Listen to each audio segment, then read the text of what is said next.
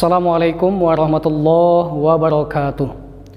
Alhamdulillah, kita bersyukur kepada Allah. Salawat dan salam kepada Nabi kita, Nabi Muhammad sallallahu alaihi wasallam.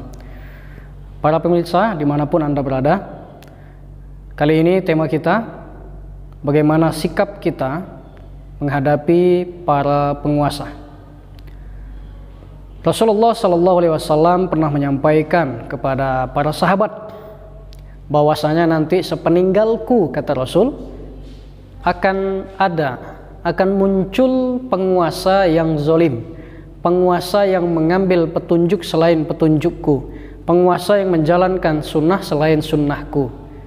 Maka para sahabat mendengar hal itu dan tiba-tiba terkejut. Benarkah itu ya Rasul? Ya, benar. Nanti sepeninggalku akan ada pemimpin penguasa yang seperti itu. Maka sahabat kembali bertanya, ya Rasul, kalaulah engkau sudah tiada lagi dan kami berhadapan dengan pemimpin penguasa yang engkau sebutkan, apa yang kami lakukan? Maka Rasul menjawab, kalian fasbir, maka bersabarlah. Hadirin pemirsa dimanapun Anda berada, maka sikap kita menghadapi penguasa, pemimpin, yang pertama, kita bersabar terhadap kebijakan yang dilakukannya, terutama kebijakan yang membuat kita resah, kebijakan yang membuat kita kesal, kecewa, bahkan marah. Namun, kalaupun memang kita tidak bisa melepas kekecewaan itu, tapi lagi-lagi Rasulullah tetap mengingatkan kepada kita, bersabar dan bersabar. Sahabat yang lain juga bertanya, bagaimana ya Rasul kalau nanti begini, kalau ini begini, kalau penguasa melakukan ini? Kata Rasul, walaupun nanti engkau ditangkap oleh tim para penguasa dan kamu dicambuk, dipukul, atau riwayat lain menyatakan punggungmu itu dipukul dengan besi panas, kamu ditangkap dan hartamu dirampas, diambil oleh mereka, kata Rasul, kamu bersabar. Artinya apa?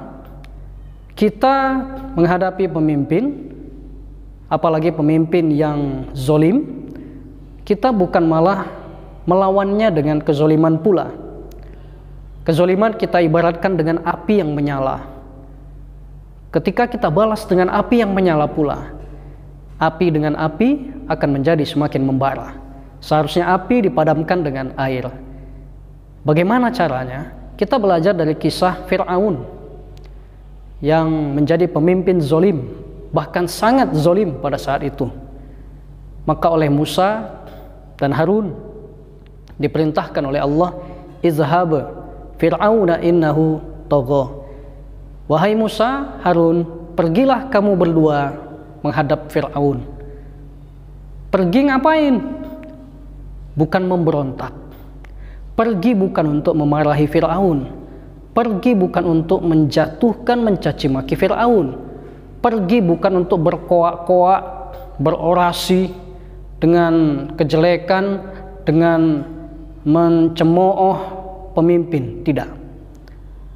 Kita ketahui bersama bahwa Nabi Musa adalah nabi salah satu yang menjadi temperamen, nabi yang emosionalnya tinggi.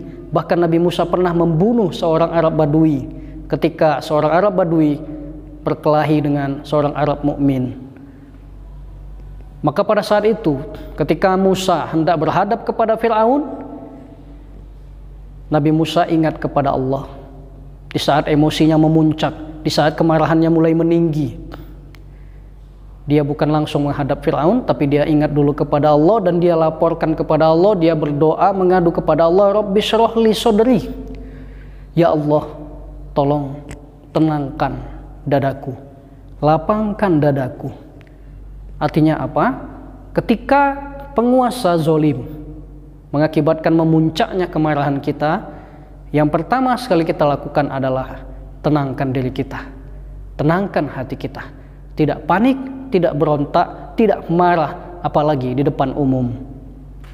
Hadirin pemirsa dimanapun Anda berada, setelah Musa berdoa kepada Allah, dia sampaikan, dan Allah pun kabulkan untuk menenangkan hatinya. Dan Harun meminta kepada Allah, dan Musa meminta kepada Allah supaya ditemani oleh rekannya. Dia tidak ingin sendirian, karena dia khawatir kalau sendirian nanti bisa adu jotos dengan Fir'aun ibarat kita saat ini, atau saling berpukulan, atau saling menjatuhkan segala macam. Maka dia minta teman setia, yaitu Harun. Harun setia menemani Musa untuk menghadap Fir'aun. Ngapain mereka menghadapi Fir'aun? Lagi-lagi bukan untuk berontak, bukan untuk berantem berkelahi, tapi kata Allah, sampaikan kepada Fir'aun itu qaulan layyinan, ucapan yang lemah lembut.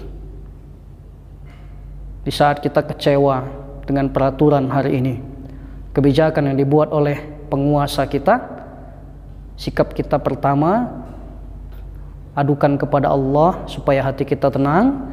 Kemudian jangan jatuhkan pemimpin kita, jangan jelekkan pemimpin kita di hadapan orang banyak, jangan berontak, tapi sampaikan kata-kata yang baik kepadanya. Hari ini kita dengan teknologi yang canggih, kita bisa menyampaikan kata lembut itu lewat video berbagai media sosial, lewat audio voice note, lewat tulisan wall di dinding media sosial kita sampaikan kepada penguasa kita. Dan bagi kita yang mendengar hal ini, yang berkecimpung di dalam dunia penguasa, maka kita akan menunggu orang yang seperti Harun dan Musa. Tentunya nanti akan ada orang seperti Musa dan Harun untuk menyampaikan langsung, berjumpa langsung dengan penguasa kita. Insya Allah dengan cara ini maka akan terselesaikan permasalahan kita. Dan bagaimana dengan demo? Demo tentu saja dibolehkan, tapi ingat, tidak anarkis, tidak mencemooh, mengejek, tidak melecehkan, tidak merusak lingkungan sekitar. Pokoknya tetap sebagaimana yang diajarkan oleh Rasulullah Sallallahu Alaihi Wasallam, kita menjaga kebaikan dan kebaikan di sekitar lingkungan. Intinya kita mendatangi, sebenarnya bukan demo istilah yang saya gunakan, tapi syawiru, musyawarah, bermusyawarah apa masalah sehingga nanti mendapatkan jalan solusi terbaik. Inilah sikap kita kepada penguasa. Demikian, semoga bermanfaat. Assalamualaikum warahmatullahi wabarakatuh.